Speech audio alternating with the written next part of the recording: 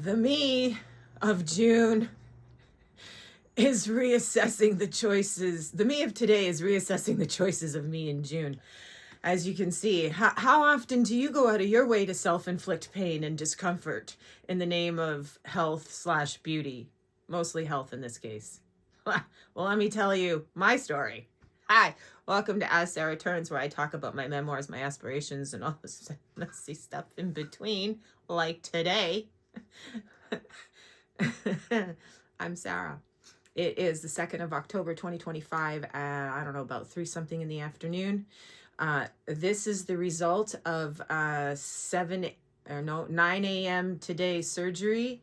I had a double brow lift. If you've been following any of the episodes, you've randomly heard me talk about it. Holy shit. Fuck me gently. Pardon my language. There is nothing. I have to be really calm down. There's nothing there's nothing they told me that prepared me for this. For this. That hurt. So they cut it, pulled up like half an inch, almost an inch of loose excess aging skin. I'm 49. Hi, I'm Sarah. I'm 49. I'm recovering from old age. Fuck me. Okay, don't laugh, Sarah. So, my 30% plus of my field of vision was obstructed due to drooping eyebrow, and potentially too much skin on the eyelid.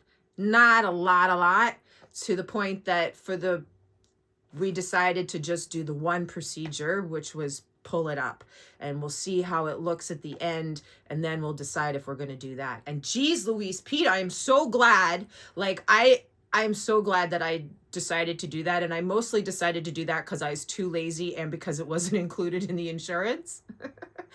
But for the love of Pete, I can't even imagine having come home right now with this on this and then, oh shit. And then having had that, okay, I need to stop.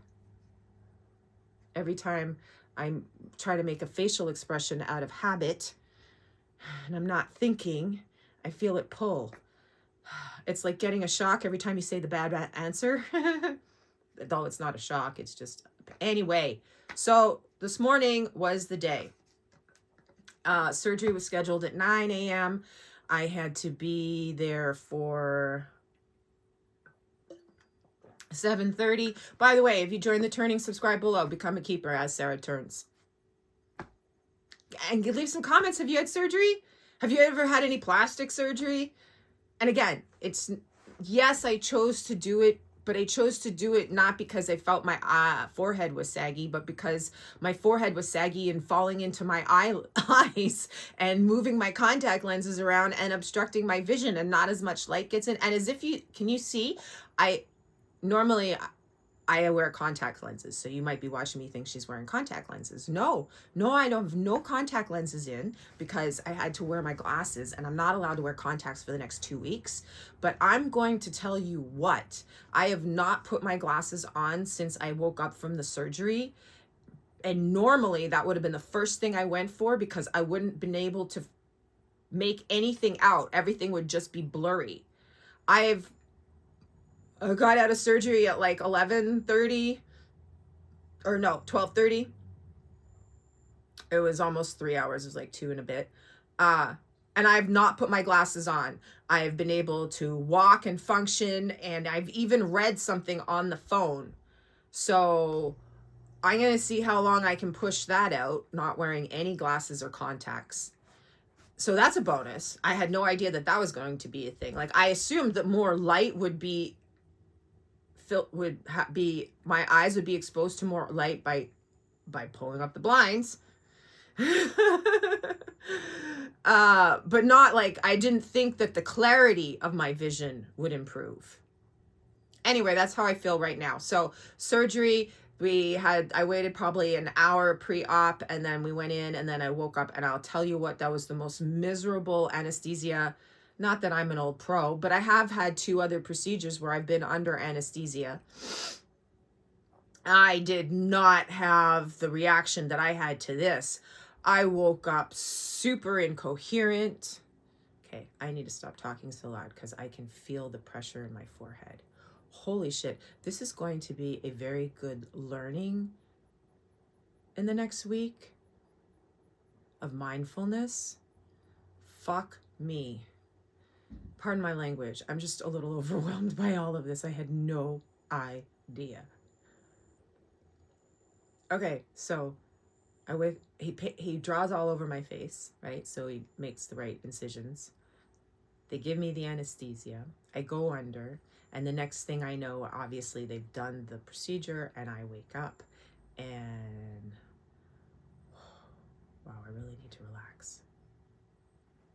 Because the bruising has already started, and I imagine that's just because I can't even talk low. Fuck. So I wake up from the anesthesia, super incoherent. I'm crying. It takes probably about like 20 minutes where I fall back in, come out, fall back in, come out. And then like I wake up to this bout of shivers. I cannot stop shivering uncontrollably for like 35, 40 minutes. And finally they gave me something to calm that down and bundled me up. And it took a while. It took a lot longer than I anticipated to leave the operating room in comparison to... That is mine. That is not yours. In comparison to the hip surgery I had. Okay, so I really need to whisper because this is hurting. Fuck me. So anyway, I just wanted to make an entry because by 6 o'clock tonight, I might not be coherent enough or just in too much pain. And I wanted to document and I wanted to show. So in case there's someone else out there that whether they're having it done because it's cosmetic surgery for their vanity or they're having it done, it's cosmetic surgery because their vision is impaired. Here we are. This is what it looks like. The bilateral elbow eyebrow lift. I have to be very careful to not incur too much pressure up here because that'll induce extra swelling and bleeding, and we don't want that. So I probably already pushed it too much just with my voice. Little did I know. That's another thing they could have mentioned. Because, you know, I'm like, da-da-da. Oops. So I'm happy to share the procedures and the steps and the recovery time with you. I will be on post tomorrow for sure, and the intent is over the next week while I have all this downtime. As soon as the pain in my head, and I'm not supposed to look down either, so I can't really. If I'm going to do any kind of computer work, I need to buy a stand for the laptop so that it sits on an incline and I can look like this because I really shouldn't bend my head. I'm not even supposed to send text messages unless I'm sending them like this. And I've already failed miserably like here and a little lower. So, which is maybe why but they do say bruising and usually the day 2 and day 3 are the worst days. So, and you know what